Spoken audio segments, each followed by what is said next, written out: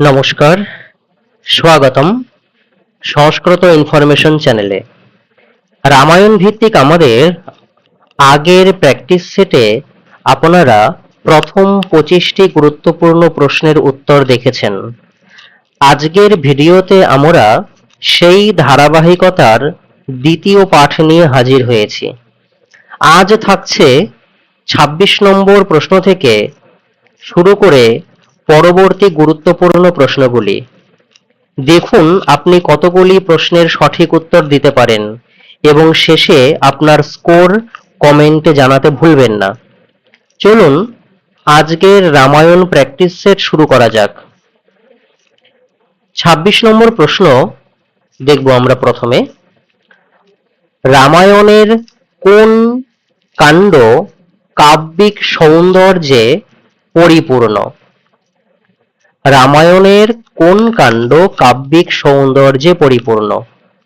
অযোধ্যাকাণ্ড, নাকি বালকাণ্ড, নাকি অরণ্যকাণ্ড, নাকি সুন্দরকাণ্ড? রামায়ণের সুন্দর কাণ্ডটি কাব্যিক সৌন্দর্যে পরিপূর্ণ। অন্যভাবে বলা যায় রামায়ণের শ্রেষ্ঠ কাণ্ড হচ্ছে সুন্দরকাণ্ড। পরের প্রশ্ন, রামায়ণের কাহিনীর উপর ভিত্তি করে মহাকবি কালিদাস কোন বিখ্যাত মহাকাব্যটি রচনা করেছেন? আর একবার শোনাই, রামায়ণের কাহিনীর উপর ভিত্তি করে মহাকবি কালিদাস কোন বিখ্যাত মহাকাব্যটি রচনা করেছেন? কুমার সম্ভব, নাকি রঘুবংশ, নাকি কিরাতার্জুনীয়, নাকি শিশুপাল বধ? প্রথমেই জানাই অপশন ঘ শিশুপাল বধম এটি লিখেছেন মহাকবি মাঘ, তাহলে এটি হবে না। গ বলছে কিরাতার্জুনীয়ম, এই কিরাতার্জুনীয় মহাকাব্যের রচয়িতা মহাকবি ভারবী, তাহলে এটিও হবে না। কুমার সম্ভব আর রঘুবংশ এই দুটি মহাকাব্য মহাকবি কালিদাসের দ্বারা রচিত। এই দুটি মহাকাব্যের মধ্যে রামায়ণের কাহিনীর উপর ভিত্তি করে রচিত হলো রঘুবংশম। রঘুবংশম মহাকাব্যটি কয়টি স্বর্গে রচিত? 19টি স্বর্গে রচিত। পরের প্রশ্ন, বিখ্যাত নাটক উত্তর রামচরিতমের রচয়িতা কে? উত্তর রামচরিতমের রচয়িতা ভাস, নাকি কালিদাস, নাকি ভবভূতি, নাকি শ্রীহর্ষ?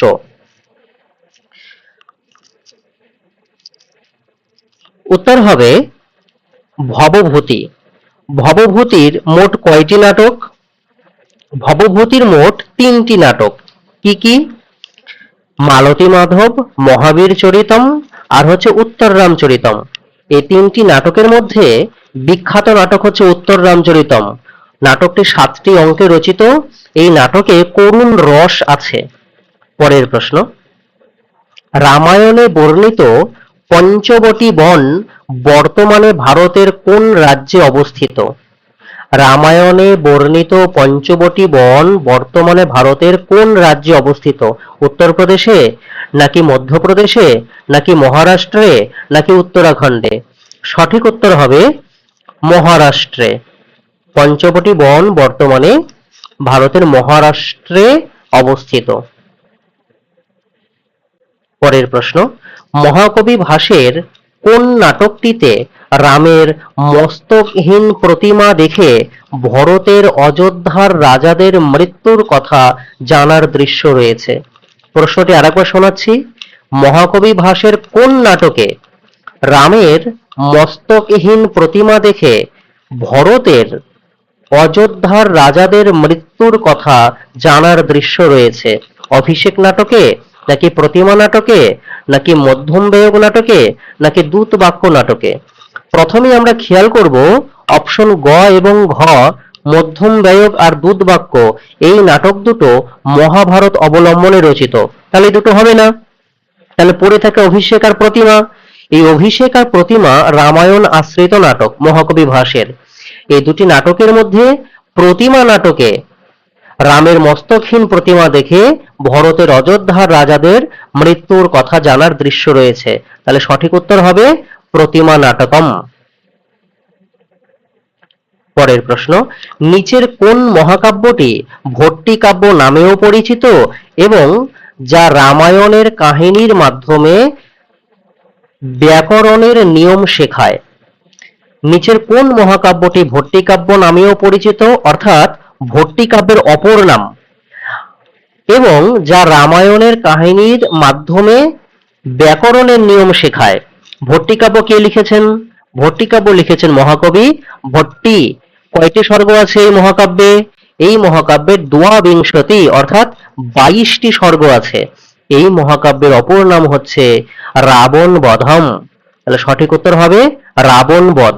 এই রাবণ বধম বা ভট্টিকাব্যম, এই মহাকাব্যটি রামায়ণের কাহিনীর মাধ্যমে ব্যাকরণের নিয়ম শেখায়। 32 নম্বর প্রশ্ন, কুমার দাসের রচিত কোন বিখ্যাত রামায়ণ ভিত্তিক মহাকাব্যটি সিংহলে অর্থাৎ শ্রীলঙ্কায় রচিত হয়েছিল বলে মনে করা হয়? কুমার দাসের রচিত কোন বিখ্যাত রামায়ণ ভিত্তিক মহাকাব্যটি সিংহলে অর্থাৎ বর্তমানে শ্রীলঙ্কায় রচিত হয়েছিল বলে মনে করা হয়?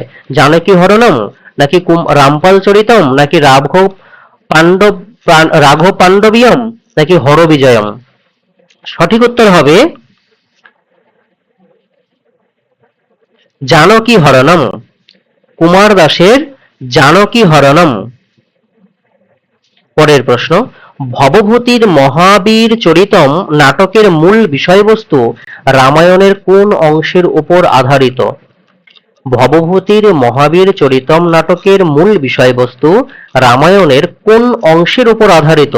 ক বলছে সীতার পাতাল প্রবেশ, খ বলছে রামের বাল্যকাল থেকে লঙ্কা জয় ও রাজ্যাভিষেক, গ বলছে লবকুশের যুদ্ধ, ঘ বলছে রামের বনগমনম। সঠিক উত্তর হবে অপশন খ, রামের বাল্যকাল থেকে লঙ্কা জয় ও রাজ্যাভিষেক।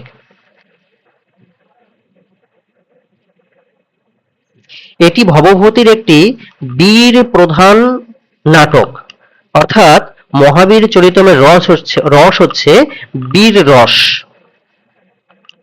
পরের প্রশ্ন, কোন নাট্যকার রামায়ণের কাহিনীর উপর ভিত্তি করে অনর্ঘ্য রাঘবম নামক বিখ্যাত নাটকটি রচনা করেছেন?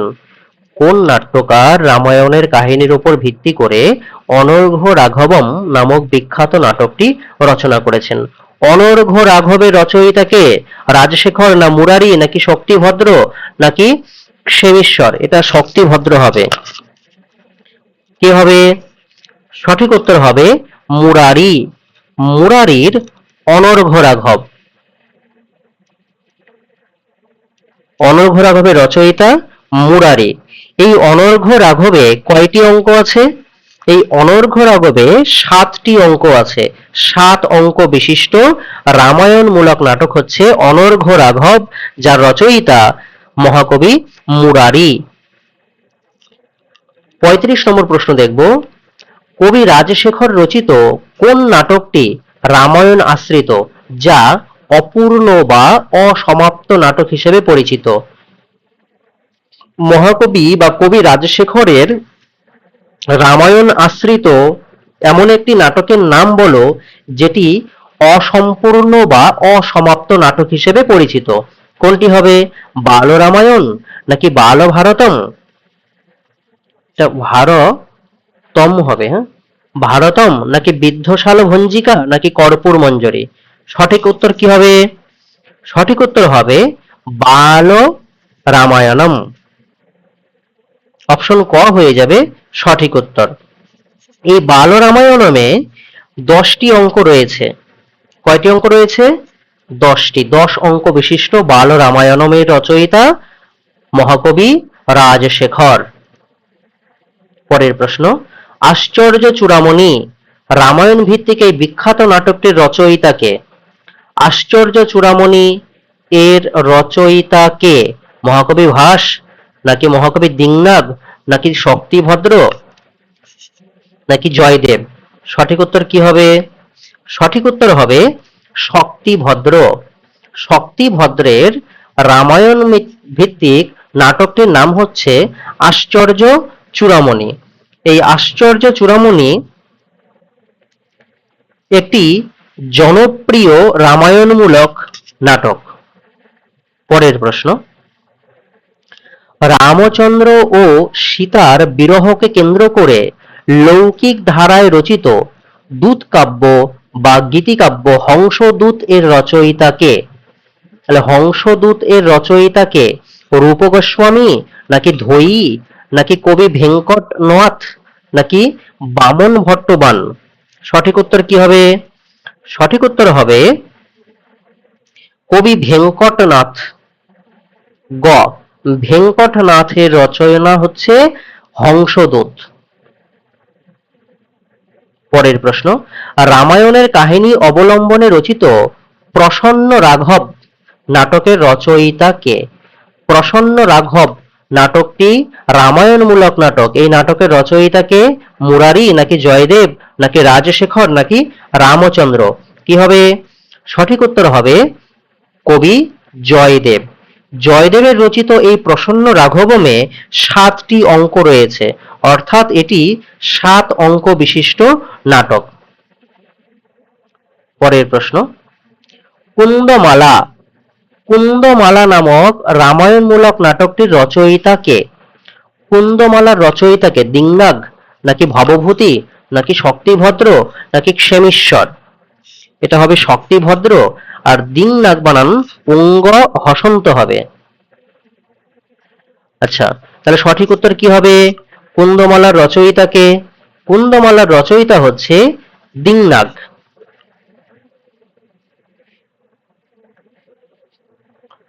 পরের প্রশ্ন,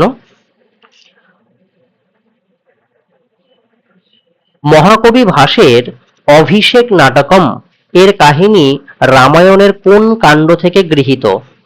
অভিষেক নাটক এর কাহিনী কোন কাণ্ড থেকে গৃহীত? আমরা জানি প্রতিমা আর অভিষেক রামায়ণমূলক নাটক, কিন্তু অভিষেক এই রামায়ণের কোন কাণ্ড থেকে গৃহীত? অপশন ক বলছে বালকাণ্ড থেকে অরণ্যকাণ্ড। এটা আরণ্য হবে না, অরণ্য হবে। অপশন খ বলছে কিষ্কিন্ধা কাণ্ড থেকে যুদ্ধকাণ্ড। অপশন গ বলছে সুন্দরকাণ্ড থেকে উত্তরকাণ্ড, আর ঘ বলছে কেবল উত্তরকাণ্ড। সঠিক উত্তর হবে কিষ্কিন্ধা কাণ্ড থেকে যুদ্ধকাণ্ড। অর্থাৎ কিষ্কিন্ধা কাণ্ড থেকে যুদ্ধকাণ্ড, এই কাণ্ডগুলোর বিষয়বস্তু নিয়ে মহাকবি ভাস অভিষেক নাটকটি রচনা করেছেন, যে নাটকে 6টি অঙ্ক রয়েছে। পরের প্রশ্ন, বিখ্যাত চম্পু কাব্য রামায়ণ চম্পু বিখ্যাত চম্পু কাব্য রামায়ণ চম্পু এর রচয়িতা কে? এই প্রশ্নটির উত্তর আশা করি সকলেরই জানা। ত্রিবিক্রম ভট্ট, নাকি ভোজরাজ, নাকি সৌম্যদেব, নাকি হরিশ্চন্দ্র? সঠিক উত্তর হবে ভোজরাজ। ভোজের রামায়ণ চম্পু আমরা সকলেই জানি। গদ্য পদ্য মিশ্রিত কাব্যকে বলা হয় চম্পু কাব্য। রামায়ণের সুন্দর কাণ্ড পর্যন্ত অংশ নিয়ে, অর্থাৎ আদিকাণ্ড থেকে শুরু করে সুন্দর কাণ্ড পর্যন্ত এই কাণ্ডগুলোর বিষয়বস্তু নিয়ে ভোজরাজ রামায়ণ চম্পু রচনা করেছেন। পরের প্রশ্ন, নিচের কোন গ্রন্থটিকে শ্লৈষিক মহাকাব্য বা দ্বিসন্ধান কাব্য বলা হয়? খুব গুরুত্বপূর্ণ প্রশ্ন। নিচের কোন গ্রন্থটিকে শ্লৈষিক মহাকাব্য বা দ্বিসন্ধান কাব্য বলা হয়, যা একই সাথে রামায়ণ ও মহাভারতের কাহিনী বর্ণনা করে? খুব গুরুত্বপূর্ণ প্রশ্ন। অপশন ক বলছে রঘুবংশম, খ বলছে রাঘব পাণ্ডবিয়ম, গ বলছে কিরাতার্জুনীয়ম, ঘ বলছে ভট্টিকাব্যম। সঠিক উত্তর কি হবে? সঠিক উত্তর হবে রাঘব পাণ্ডবিয়ম, খ। এই রাঘব পাণ্ডবিয়ম এই মহাকাব্যটিকে শ্লৈষিক মহাকাব্য বা দ্বিসন্ধান কাব্য বলা হয়। কে রচনা করেছেন এই রাঘব পাণ্ডবিয়ম? রাঘব পাণ্ডবিয়ম কবিরাজ রচনা করেছেন, কবি কবিরাজ। এই মহাকাব্যটি শ্লেষ অলঙ্কারের মাধ্যমে রচিত, অর্থাৎ শ্লেষ অলঙ্কারের সাহায্যে রচনা করা হয়েছে। পরের প্রশ্ন, সেমেন্দ্র রচিত কোন গ্রন্থটি রামায়ণের সম্পূর্ণ কাহিনীর একটি সংক্ষিপ্ত রূপ বা সারসংক্ষেপ? সেমেন্দ্র রচিত কোন গ্রন্থটি রামায়ণের সম্পূর্ণ কাহিনীর একটি সংক্ষিপ্ত রূপ বা সারসংক্ষেপ?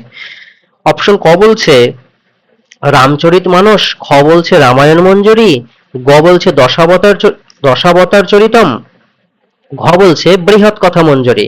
সঠিক উত্তর কি হবে? ক্ষেমেন্দ্রের রামায়ণ মঞ্জুরি। আমরা সবাই জানি ক্ষেমেন্দ্রের রামায়ণ মঞ্জুরি। এই রামায়ণ মঞ্জুরিতে রামায়ণের সম্পূর্ণ কাহিনীর একটি সংক্ষিপ্ত রূপ বা সারসংক্ষেপ পাওয়া যায়। এই ক্ষেমেন্দ্র কিন্তু কাশ্মীরি পণ্ডিত ছিলেন, আমরা মনে রাখবো কাশ্মীরি পণ্ডিত ক্ষেমেন্দ্র। পরের প্রশ্ন,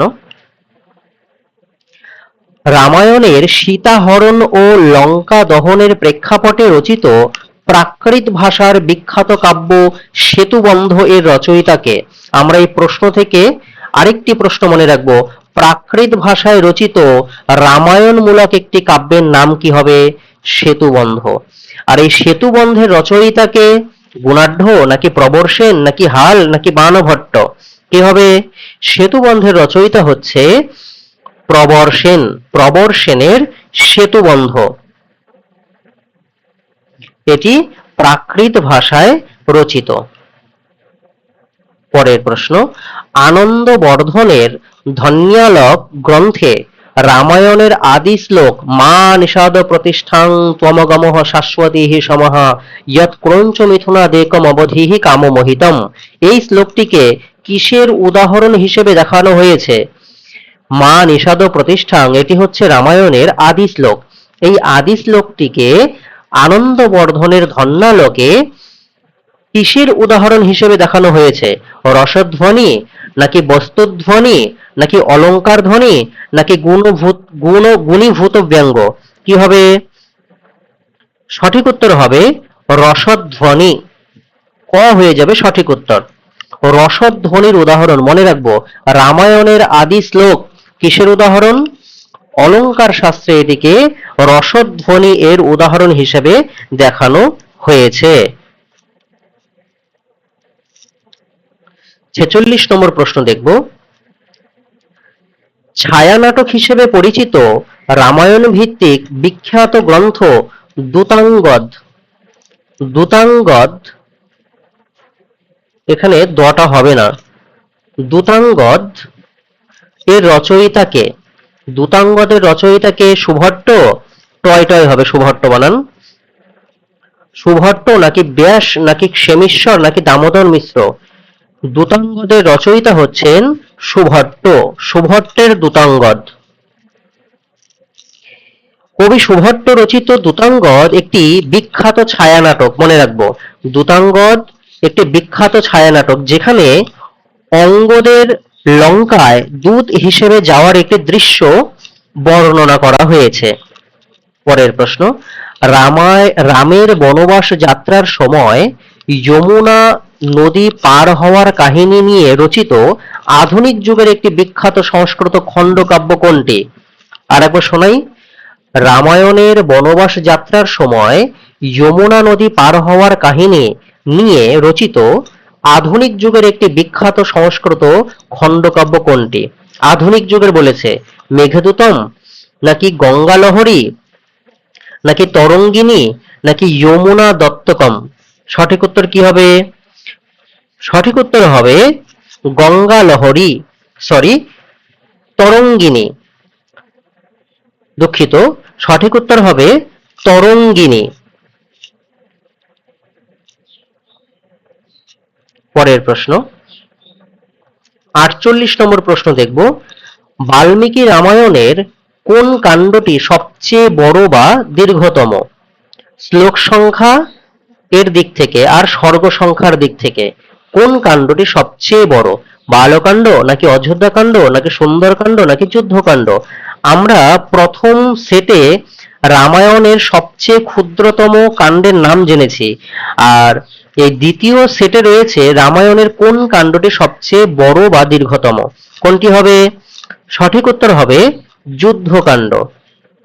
এই যুদ্ধকাণ্ডে সর্গ সংখ্যা কত এবং শ্লোক সংখ্যা কত, এটি কমেন্ট বক্সে জানাবেন, আপনাদের প্রশ্ন রইল। পরের প্রশ্ন, রামায়ণের কোন কাণ্ডে শ্রীরাম ও সুগ্রীবের মধ্যে বিখ্যাত মৈত্রী বা বন্ধুত্ব স্থাপিত হয়? রামায়ণের কোন কাণ্ডে শ্রীরাম ও সুগ্রীবের মধ্যে বিখ্যাত মৈত্রী বা বন্ধুত্ব স্থাপিত হয়? সঠিক উত্তর কি হবে? সঠিক উত্তর হবে কিষ্কিন্ধা কাণ্ডে।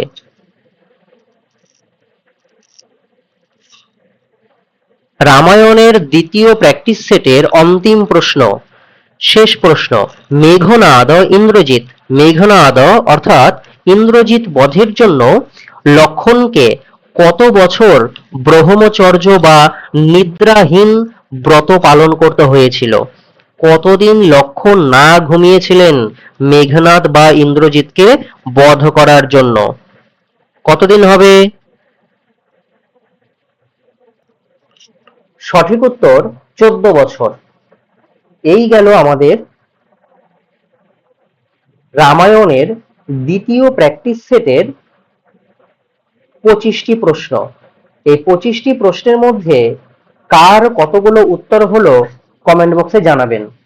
যারা প্রথম অংশটা দেখেননি অর্থাৎ প্রথম ভিডিওটা দেখেননি তাদের জন্য আমি প্রথম ভিডিওর লিংক এই ভিডিওর কমেন্ট বক্সে দিয়ে দেব।